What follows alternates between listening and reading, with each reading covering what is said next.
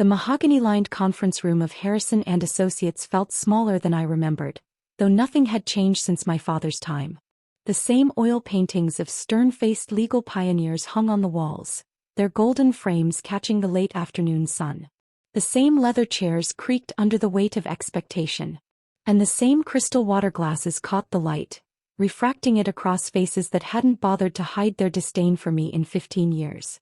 Perhaps it was the crowd of relatives packed inside that made the space feel confined, their designer suits and pearl necklaces unable to mask their barely contained hunger. Aunt Margaret in her Chanel, Uncle Richard sporting his new Rolex, Cousin Rachel draped in Gucci, all of them dressed for what they thought would be their moment of triumph. I watched them from my seat at the end of the long conference table, noting how they clustered in their usual alliances.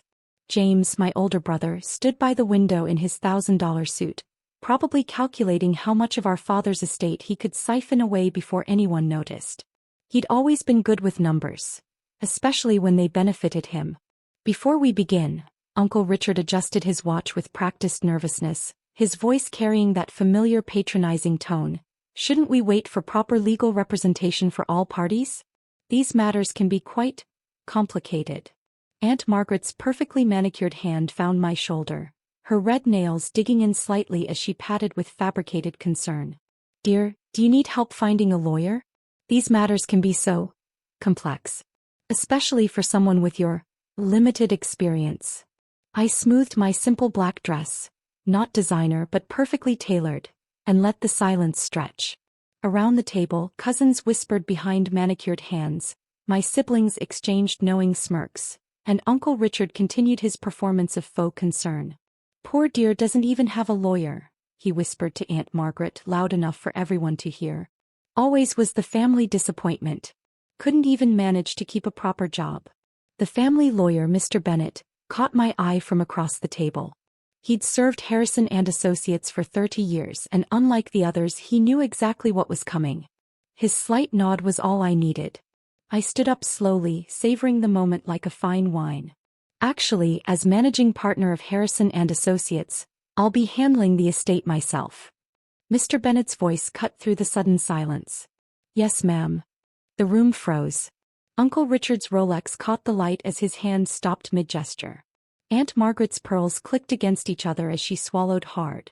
James turned from the window so quickly he nearly tripped over his Italian leather shoes. That's impossible, James stuttered, his carefully maintained composure cracking. Harrison and Associates has been in the family for generations. Dad would never sell it. I finished for him, enjoying how the color drained from his face. He didn't. I bought it 3 years ago when the firm was quietly facing bankruptcy after your creative accounting, James. Those numbers you were so good with?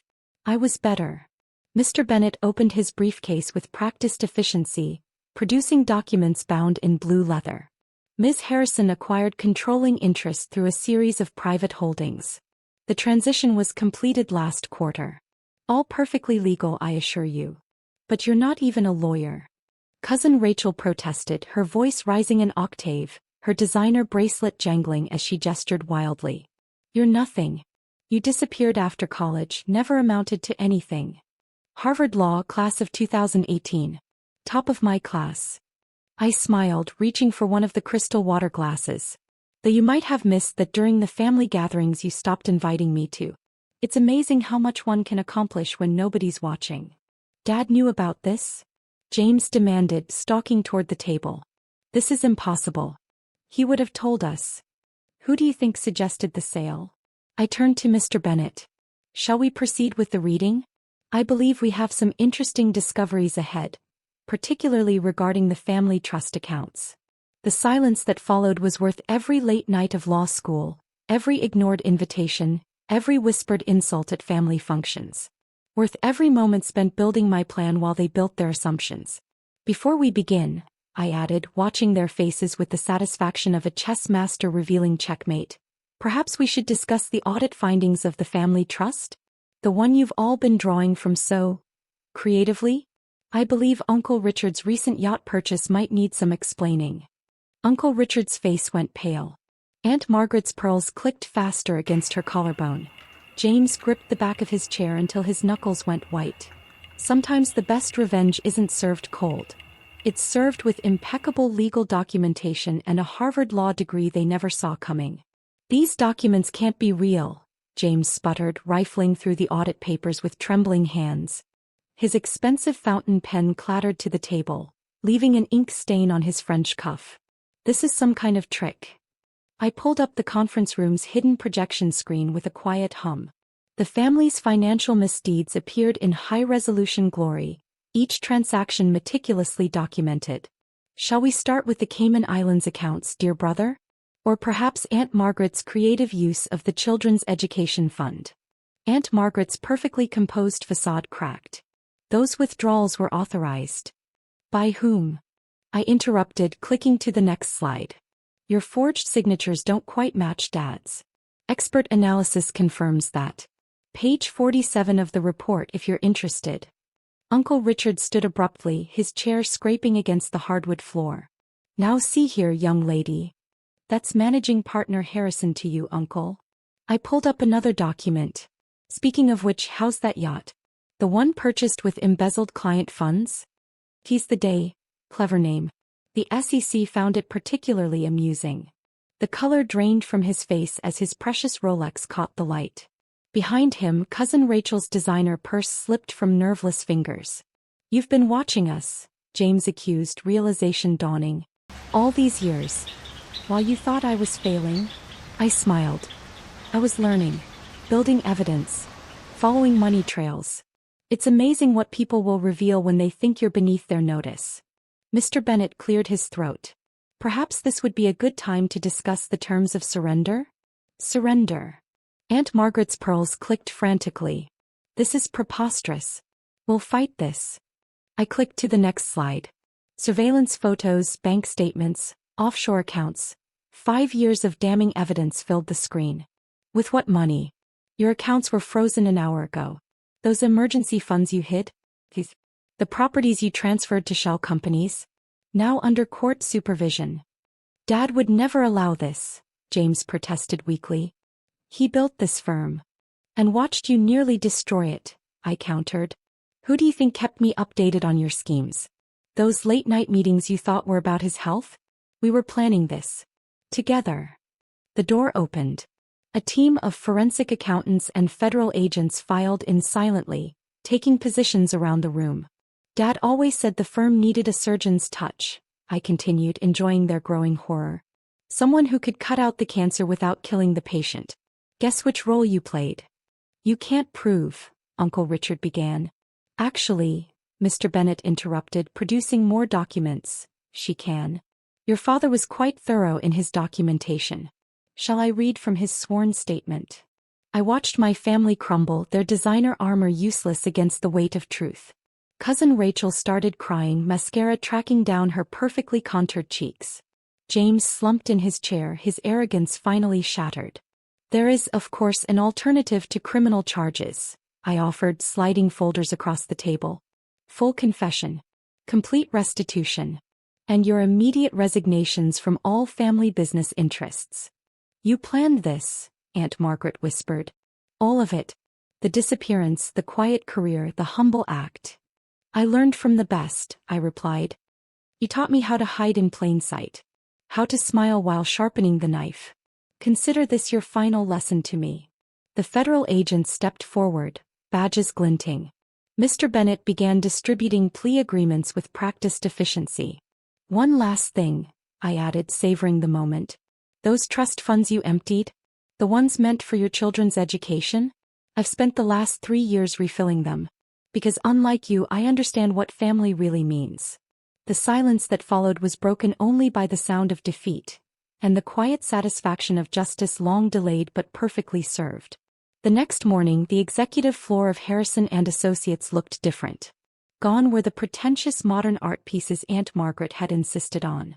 Gone were James's motivational posters about crushing the competition.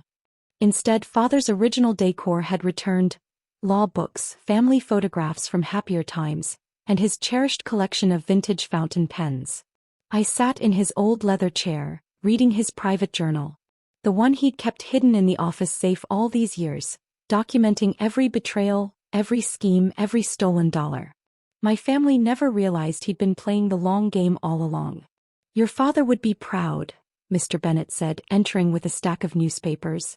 The headlines screamed about the scandal: Harrison family fraud exposed, and prodigal daughter unveils decades of deception. He knew they'd never suspect me, I replied, touching the journal's worn leather cover. The quiet one. The disappointment. The one who couldn't handle the pressure of corporate law. The morning sun filtered through the bulletproof windows, casting long shadows across the Brazilian rosewood desk.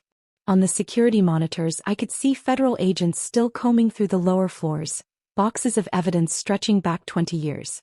Your cousin Rachel is cooperating, Mr. Bennet reported, settling into a chair. Turned over everything: offshore accounts, shell companies, even the private jets they bought with client funds. She's hoping for leniency.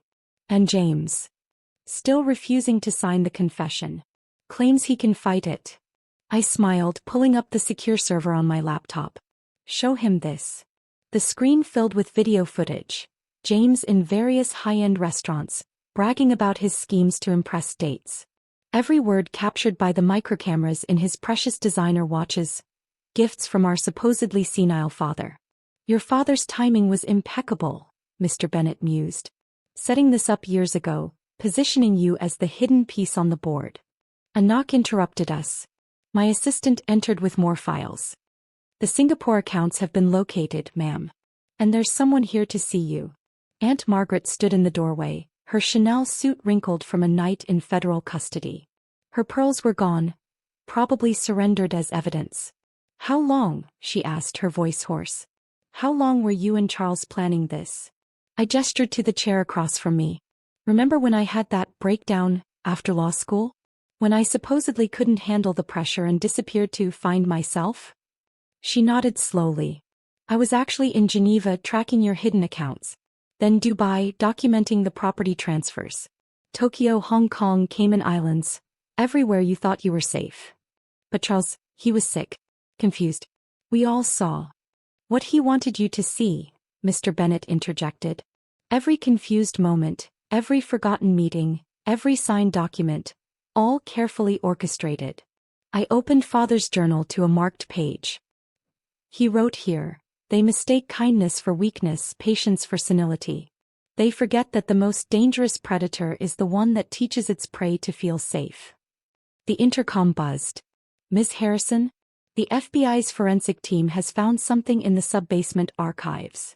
The records room James ordered sealed after Father's confusion got worse? I smiled at Aunt Margaret's paling face.